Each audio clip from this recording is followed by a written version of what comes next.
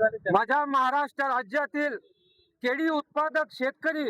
हा सर्व नियमांचं पालन करून आपल्या 7/12 उतारावर पीक पेरा लावून तसेच आपल्या बँकेच्या पावत्यानुसार हक्काचा केळी पीक विमा काढून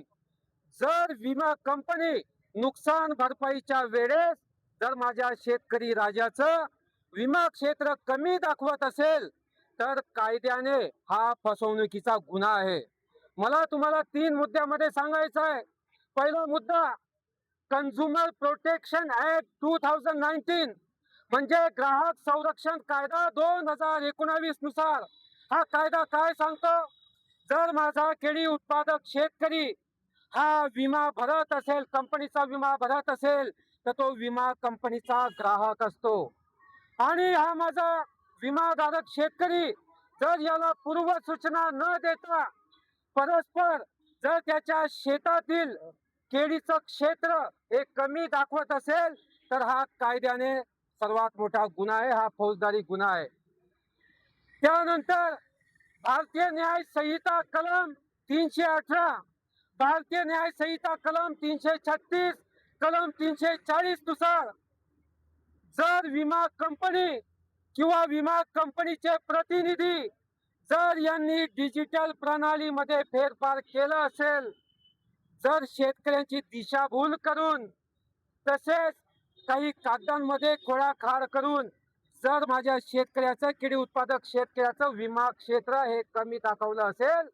तर तो कायद्याने सर्वात मोठा गुन्हा आहे आणि याच्या विरुद्ध आम्ही न्यायालयामध्ये दाद मागू शकतो। विमा कंपनी तसेच राज्य शासनाच्या विरोधात आम्ही FIR दाखल करू शकतो। मुद्दा क्रमांक 3,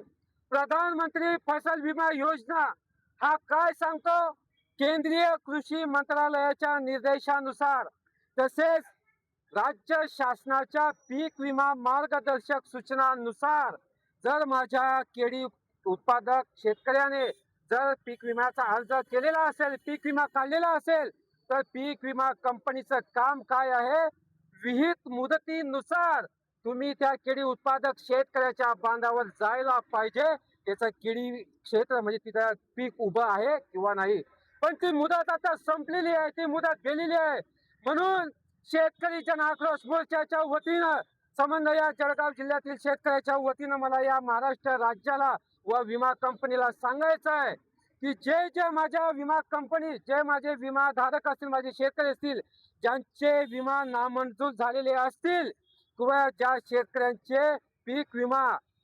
क्षेत्र कमी झालं असेल किंवा अधिक झालं असेल, या सर्वांचे विना अट सगळ्यांचे तुम्ही मंजूर प्रकरण करा आणि सर्वांना सरसकट तुम्ही हेक्टरी जे काही तुमचं अनुदान असेल तुम्ही हेक्टरी ते अनुदान तुम्ही द्यायला पाहिजे। आणि त्याचप्रमाणे रावेर लोकसभेमध्ये मुक्ताईनगर तालुका असेल, रावेर तालुका असेल, ज्या केळी उत्पादक शेतकऱ्यांच्या बागाचं नुकसान झालेलं असेल त्यांना